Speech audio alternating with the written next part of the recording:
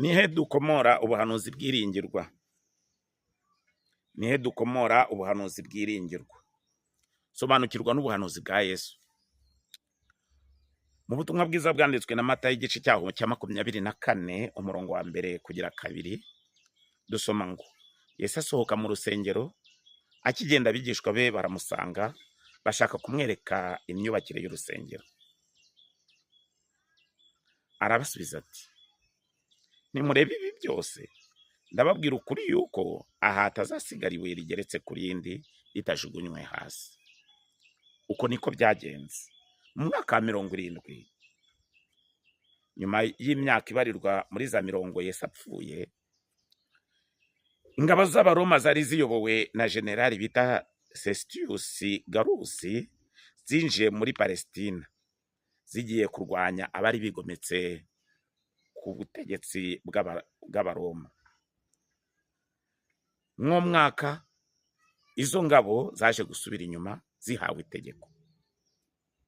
Mu mwaka nyuma y'igihe gito, muri uriya mwaka wa 70 mu kubara kwacu, ingabo z'Abaroma zari ziyobowe n'umujenerali bita Titus zarimbuye umujyi wa Yerusalemu n'abantu benshi babarirwa mu bihumbi ndetse n'urusengero.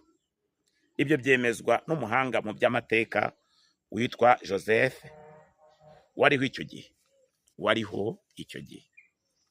Ushaka umuhanga mu by'amateka, cyane ko twegerejwe imbuga, urasanga uyu muhanga mu by'amateka bita Joseph yavuze uburyo byagenze.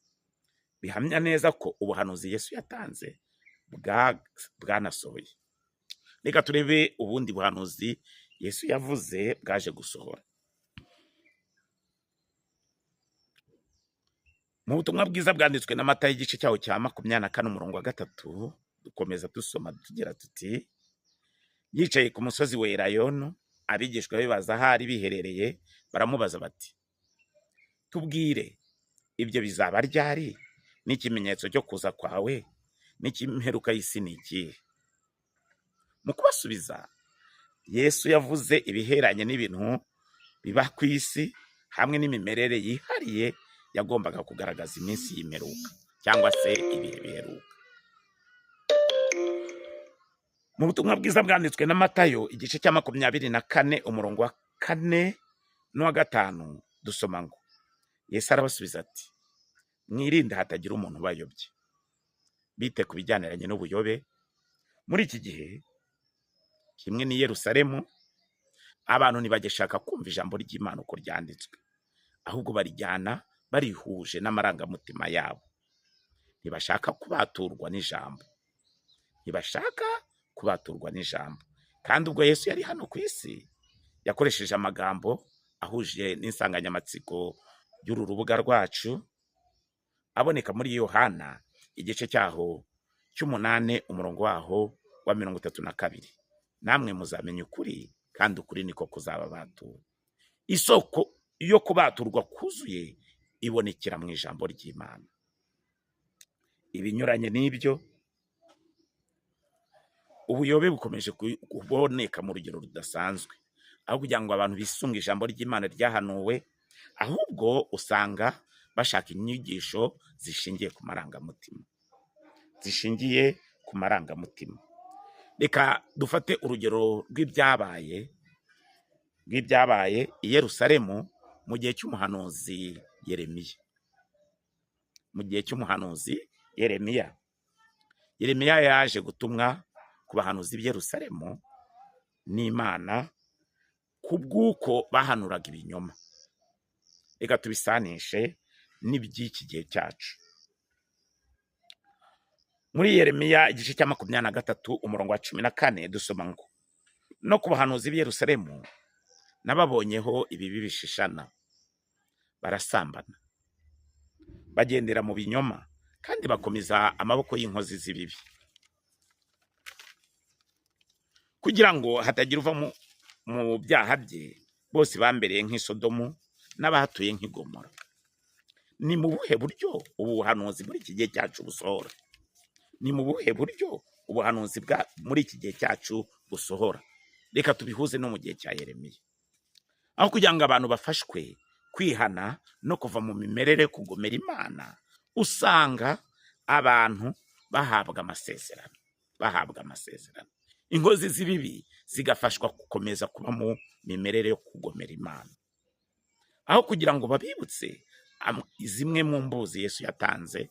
Reka dufate rumwe. Yesu yagarutse ku magambo akomeye ubwo yabwiraga abariho mu gihe cye ko bagombaga kwihana.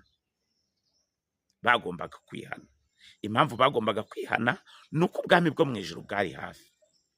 Ese nawe wizera udashidikanya ko ubwami bw'Imana buri hafi? Urabisanga mu butumwa bwiza bwanditswe na Matayo igice cya 3 umurongo wa 2. Haranditswe ngo mwihane kuko ubwami bwo mu ijuru buri hafi. Ibinyuranye n'ibyo, usanga inkozi z'ibibi zisezeranywa imigisha ikomoka ku Mana. Mbihamirizwa n'iki? Nusoma mu Bakorinto ba mbere igice cyaho cya 6 umurongo waho wa 15 dusoma ngo nimuzi yuko abakiranirwa batazaragwa ubwami bw'Imana. Nimwishuke abahehesi, abasambanyi, abasenga ibishushanyo, abo ntibazaragwa ubwami bw'Imana.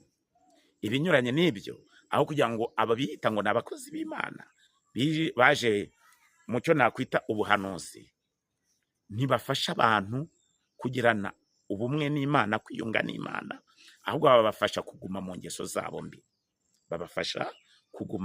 zabo mbi. Ni ikimenyimenyi, nawe uzikurikiranire wirebere.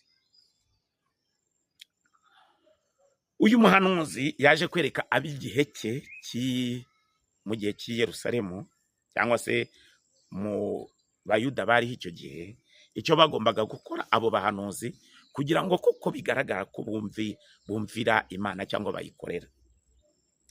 Turabisanga muri Yeremiya igice cya 23 umurongo waho wa 22. Dusoma ngo ariko iyo baba barahagaze mu nama zanjye, baba barumvishije ubwoko bwanjye amagambo yanjye, bakabayobora ngo bave mu nzira yabo mbi no mu migenzereze yabo mibi.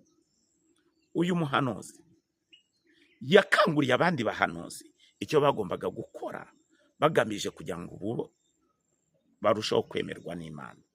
Ntago yahwemye kwibutsa kwigisha ijambo ry'Imana ry'ubuhanuzi, cyangwa se kwigisha amahame y'Imana akiranuka. Turi mu minsi y'imperuka. Yesu ubwe yaravuze ati, ahuje n'uyu muhanuzi mu butumwa bwiza bwanditswe na Yohana ibice 8 umurongo wa 47, yagize ati,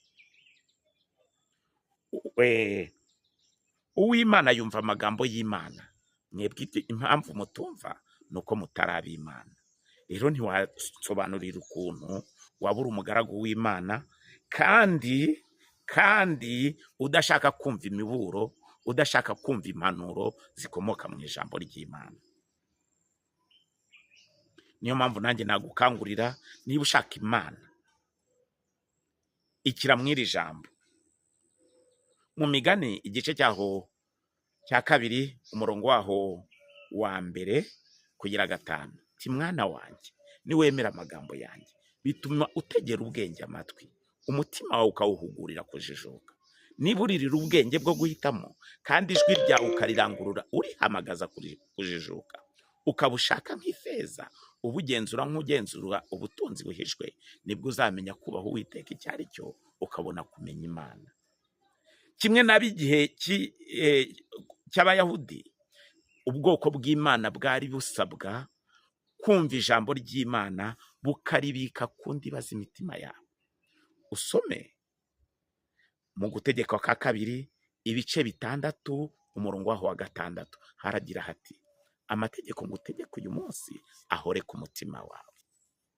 Ujye yabwira abana bawe uko baryamye, uko babyutse, ngo yashyire ku nkomanyirizo z'inzu yawe.